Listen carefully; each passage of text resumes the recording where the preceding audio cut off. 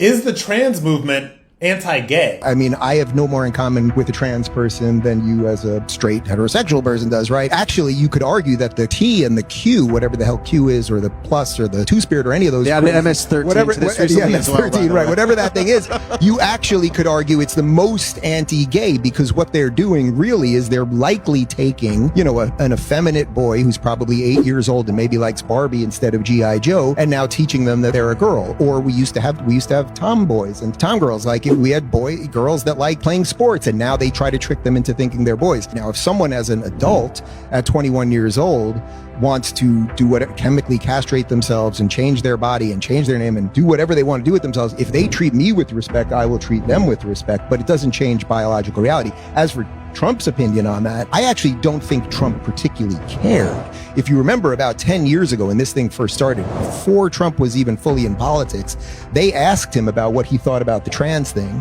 And he basically was like, I'm a hotel builder. Like, if you tell me I can build one bathroom in the lobby, that would be fine with me. Pragmatic. Yeah. No, but that's Trump. That's the core of Trump, right? And that's why he's brought all these Democrats into the conservative movement. I think what has now happened is the T thing went so wild and so overshot equality into basically demanding bow to them at all times and demanding that you use their pronouns and everything. Then Trump has been leading the pushback against that sort of political correctness, and I think he's been correct in doing that. All right, so back to the original question, is the transgender movement anti-gay? I would say yes, and I will tell you why, and I say this as a gay man. Everybody that consumes my content knows I've been openly gay since I started all of this stuff. That has never been a secret. But what I will say is that when you listen to the most vociferous people that are pushing the gender cult, the TQ agenda, the trans agenda, etc., it's inherently anti-gay and inherently homophobic,